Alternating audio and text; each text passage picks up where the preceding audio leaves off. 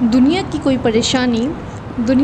परेशानी आपके साहस से बड़ा नहीं है। इस बात को आप हमेशा याद रखें कि कितनी भी प्रॉब्लम्स क्यों ना हो आपके लाइफ में, लेकिन आपके हिम्मत से बड़ा कुछ नहीं है। जब तक आपके अंदर हिम्मत है, आप हर सिचुएशन का सामना कर सकते हैं। तो आपके लाइफ में अभी भी प्रॉब्लम चल रही होंगी और साथ ही साथ 26 दिसंबर को आप लोग का एग्ज़ाम भी होने वाला है दरोगा का। तो ऐसा नहीं है कि उस प्रॉब्लम को लेकर चलना है सिर्फ और पढ़ना नहीं है। उस प्रॉब्लम को कुछ समय के लिए साइड करें और फिर आप अपने पढ़ाई पे फोकस करें। Hello everyone, welcome to my YouTube channel. My name is Lakshmi Rani. आज हम दरोगा सीरीज़ के बारे में कुछ बातें करने जा रहे हैं। जैसे कि दरोगा सीरीज हम मंडे से स्टार्ट करने जा रहे हैं, जिसमें टॉपिक होगा, सब्जेक्ट होगा लूसेंट, स्पीडी और करेंट अफेयर्स। ये 35 डेज़ का टारगेट बैच है, जिससे कि 35 डेज़ में आपका सिलेबस कंप्लीट हो जाए और फिर जो टाइम आपको बचे उसमें आप रिविज़न करें। देखिए, रिविज़न बहुत मस्ट है, मतलब बहुत ज़रूरी है। अगर आप रिविज़न नहीं करते हैं, सिर्फ पढ़ करके एग्ज़ाम देने चले जाएंगे तो वहाँ आप कंफ्यूज्ड रहेंगे कि इस क्वेश्चन का आंसर ये होगा या ये होगा। दो ऑप्शन में आप मतलब समझ नहीं आएगा कि कौन सा आंसर सही है। तो इसके लिए क्या है, आपको रिवीजन करना चाहिए। लास्ट 15 to 20 डेज़ आप रिवीजन पे फोकस करेंगे, मतलब 5 दिसंबर तक आप पढ़ें, उसके बाद सिर्फ रिवीजन करें जितना आपने पढ़ा है। साथ ही साथ कुछ लोगों को ये भी चाहिए कि हाँ, दरोगा के लिए क्या क्या इंपॉर्टेंट टॉपिक है। तो उसके लिए मैं पहले ही वीडियो आप लोगों को प्रोवाइड कर चुकी हूँ, जिसमें मैंने साइंस और जनरल नॉलेज के बारे में बताया था, और 2 दिन पहले मैंने करंट अफेयर से रिलेटेड भी टॉपिक बतला दिए हैं आप लोगों को कि क्या इंपॉर्टेंट है।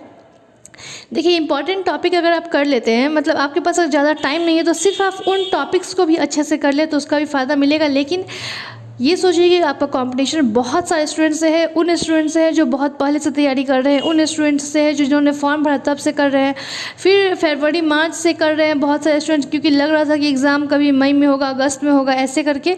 तो आपका कंपटीशन उन लेवल के स्टूडेंट्स से है, तो आपको 2 महीना में उनसे आगे निकलना है।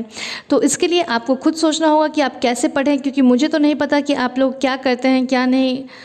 तो आपको अपने हिसाब से टाइम को मैनेज करना होगा। और जो लोग अभी सिर्फ स्टार्ट कर रहे हैं कि हाँ, अब एग्ज़ाम का डेट आ गया, अब मुझे पढ़ना है, तो उन लोगों को कम से कम मैं यही बोलूँगी कि आपको 10 to 12 आवर पर डे भी पढ़ना पड़ेगा।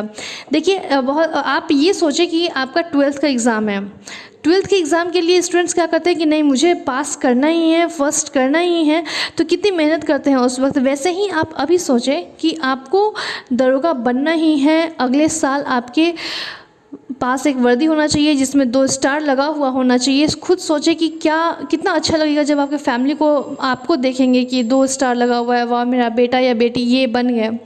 तो इन सभी चीज़ों को सोच करके भी आप पढ़ाई कर सकते हैं। खुद को मोटिवेट रखें, मोटिवेशन बहुत ज़रूरी है। रिवीजन करें। नेक्स्ट बात ये है कि अब देखिए, दीपावली और छठ पूजा भी आने वाला है, जिसमें बहुत सारे स्टूडेंट्स होंगे जो व्यस्त होंगे। तो क्या करें, आपकी दीपावली और छठ पूजा तो है ही, ही सभी लोगों को जॉब भी मिलेगी। तो उसमें क्या करें कि आप पर डे कम से कम 5 आवर निकालें। 1 या 2 दिन तो आपको गैप जाएगा ही, हो सकता है, तो उसमें आप 1 घंटा कम से कम ज़रूर पढ़ें। उसके बाद आप देखें, जैसे कि करंट अफेयर्स के लिए बहुत सारे लोगों को है कि क्या पढ़ें क्या नहीं पढ़ें। तो करंट अफेयर्स का वीडियो मैं अपलोड कर चुकी हूँ, और साथ ही साथ करंट अफेयर्स के लिए 2 मैगज़ीन आप पर डे ज़रूर पढ़ें, जिसमें मैंने 2 बुक को सजेस्ट किया था, एडुटेरिया और स्पीडी को। तो जो लोग स्पीडी नहीं करना चाहते हैं वो लोग घटना चक्र को पढ़ सकते हैं, उससे भी आप लोगों को उतना ही फ़ायदा मिलेगा। अब देखिए, 2 मैगज़ीन के लिए मैं इसलिए बोल रही हूँ क्योंकि हो सकता है कि कुछ बातें एडुटेरिया में दी गई हुई हो जो उसमें नहीं दी गई हुई हो, और कुछ उसमें दी गई हुई हो और कुछ इसमें नहीं दी गई हुई हो। अगर आप मंथली कर रहे हैं, जैसे कि अक्टूबर का कर रहे हैं, तो यहाँ आपको सीधे अक्टूबर का मिल गया, और स्पीडी में आपको डेट वाइज मिल रहा है। अगर आप डेट वाइज करके इसे कर रहे हैं तो यहाँ रिवीजन होगा, और यहाँ करके वहाँ कर रहे हैं तो वहाँ रिवीजन होगा। इससे क्या है कि आपका दो बार रिवीजन भी हो रहा है, तो इसका भी फ़ायदा आपको मिल रहा है। अब आते हैं प्रैक्टिस सेट पे। प्रैक्टिस सेट क्या करें, ऑनलाइन करें या ऑफलाइन करें। तो आप अगर ऑनलाइन में आप अपने आप को कंफर्टेबल फील करते हैं तो आप ऑनलाइन भी कर सकते हैं, और ऑफलाइन करेंगे तो उसका क्या फ़ायदा होगा कि आपने जैसे कि 100 क्वेश्चन किए, उसमें आपने 70 क्वेश्चन सही किए, 30 क्वेश्चन गलत हो गए। तो आप उस 30 क्वेश्चन का डिस्कशन कर लें अच्छे से, और उसके बाद उस 30 क्वेश्चन का जिस टॉपिक से वो क्वेश्चन है उस टॉपिक को आप लूसेंट से पढ़ लें। फिर जब आप नेक्स्ट डे सेकेंड सेट बनाएंगे तो वहाँ पर क्या आपको फ़ायदा मिलेगा कि उस टॉपिक से रिलेटेड क्वेश्चन आपका बन रहा होगा। तो 70 से हो सकता है कल आपका 72 मार्क्स आ जाए। तो ऐसे ऐसे करके ही अपने मार्क्स को बढ़ाएं। जिन लोगों का अगर मान लेते हैं कि 40 30 आ रहा है तो वो भी यही करें, उनको भी फ़ायदा मिलेगा इससे। और प्रैक्टिस सेट के लिए आपको 2 प्रैक्टिस सेट मैं सजेस्ट करूँगी, एक है एडुटेरिया का ही और सेकेंड है प्लेटफॉर्म का। आप जिसमें कंफर्टेबल हो बना सकते हैं। प्लेटफॉर्म में क्या है, डिस्कशन बहुत ही अच्छे से दिया गया हुआ है, तो आप इसे भी कर सकते हैं। अब आते हैं नेक्स्ट। ये क्वेश्चन बहुत लोगों का है कि लूसेंट और क्रोन में हम क्या पढ़ें। तो लूसेंट और क्रोन में आप जिसके साथ कंफर्टेबल है उसे पढ़ें। अगर आप लूसेंट बहुत टाइम से पढ़ रहे हैं तो आप लूसेंट को ही आगे लेकर के चलें। अगर आप क्रोन पढ़ रहे हैं तो क्रोन को ही आगे लेकर के चलें। अगर आप अभी बुक चेंज करते हैं तो आपको बहुत प्रॉब्लम हो सकती है, क्योंकि आपने जो उस बुक में पढ़ा है वो आपको यहाँ नहीं मिल सकता, उस लाइन बाइज लाइन नहीं मिल सकता। अगर आप लूसेंट पढ़ रहे हैं, ठीक है, तो आपने जैसे राइबोसोम पढ़ा तो उसमें बताया गया हुआ है कि सर्वप्रथम किसने 1953 में पादप कोशिका और कि फिर किसने जंतु विज्ञान कोशिका को राइबोसोम को देखा। तो ये लाइन आपको माइंड में सेट है कि हाँ किसने किसने कब देखा, क्या देखा, ये तो वहाँ आपको इसमें प्रॉब्लम हो सकती है।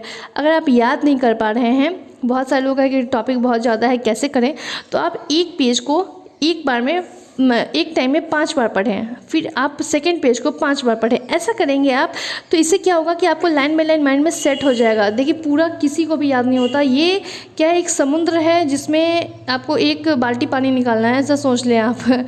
तो इससे क्या होगा कि अगर आप पर डे एक पेज को 5 बार पढ़ते हैं तो नेक्स्ट डे आप फिर उसका एक बार रिविज़न करें तो ये आपके माइंड में सेट हो जाएगा। तो इससे आपका तैयारी बहुत ही अच्छा हो जाएगा।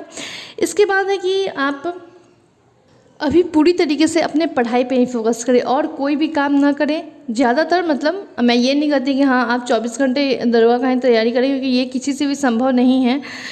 बस इतना ही कहूँगी कि आप अच्छे से तैयारी करें, ऐसा तैयारी करें जैसे ये आपका पहला और आखिरी है। अगर इस बार आपको नहीं मिला तो फिर बहुत वक्त लगेगा। इस तरह से तैयारी करना है आपको, और इस तरीके से तैयारी कीजिए जैसे आपका इंटर का एग्ज़ाम है, ये मैं बता चुकी हूँ।